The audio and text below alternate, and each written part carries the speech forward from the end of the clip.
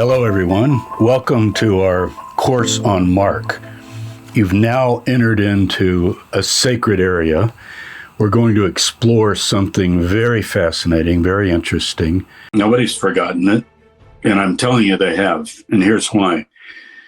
People start reading the New Testament, they read Matthew, they get to Mark. I did this as a kid, trying to read the Bible.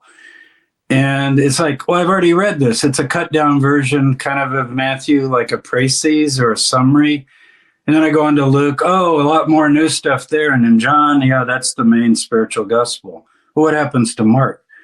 People quote Matthew all the time. They quote Luke, Mark. Now, scholars know this, but I'm talking about many average Christians. Mark gets left behind. And part of the reason is pretty obvious. I mean, there's no birth story, okay? Other than the first line, which actually is not part of the gospel story, but it's kind of a title, the beginning of the gospel of Jesus Christ, the Son of God. Then you start, you don't even know who Jesus is. It says he came from Nazareth to be baptized by John the Baptizer. And then you follow it on through. Also, at the end, who would end a gospel with the empty tomb of Jesus, Easter morning? Women come to the tomb. It's open, it's empty, and there's a young man, not an angel, by the way, a young man.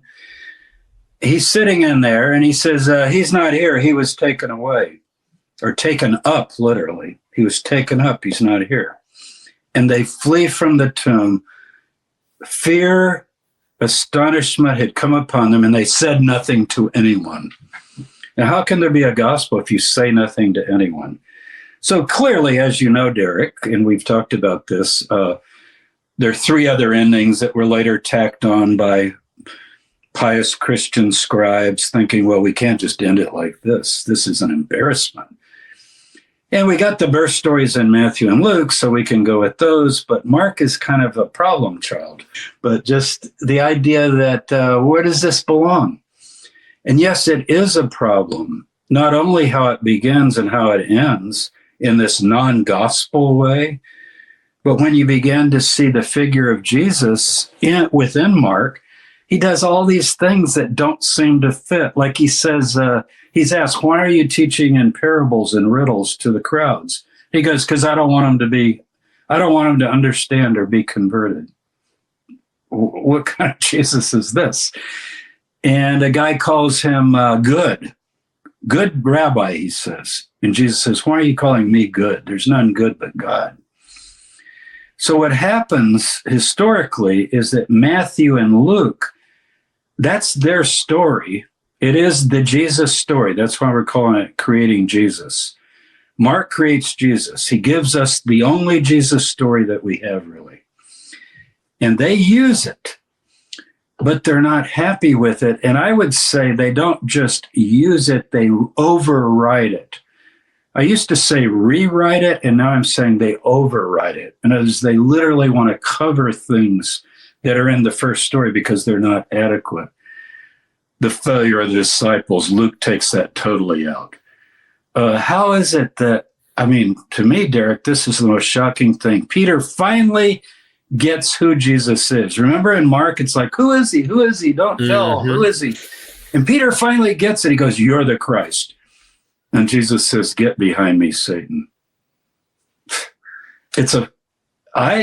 In this course, and I teach my students this, Peter's confession of Jesus as the Christ is a false confession inspired by Satan.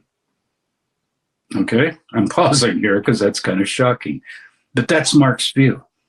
Now, for you to figure out how and why, you've got to delve into the course and delve into Mark. And so we pull Mark out. You get your own text of Mark. You might have one in a Bible. I don't want you to use the Bible. I just want you to, it's almost like hit me with your best shot.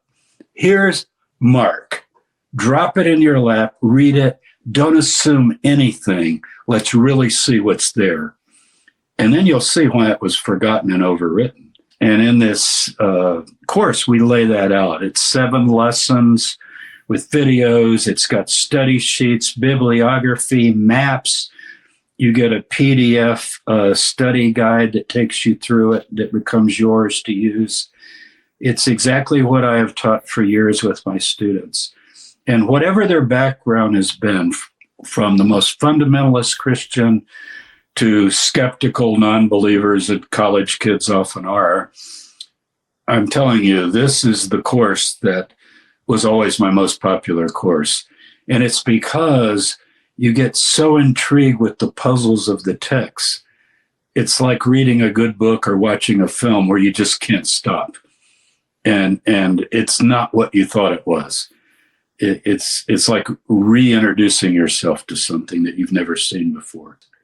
We want you to see Mark as a literary creation of great influence that was essentially subsumed and forgotten and marginalized. So we're kind of recovering something quite important in terms of the history of world ideas and human thought and religious development and so forth. You could argue that it's the most influential document in the world, even though nobody's reading it or understanding it because of the way it was later used. But it is the original story. Paul didn't give a story. Mark gives the story. And it remains the story, really, even as it gets developed and changed and pulled into the edifice of Christianity. I like going back. It's always good as a historian to dig back down. And I like to find things that are buried and forgotten.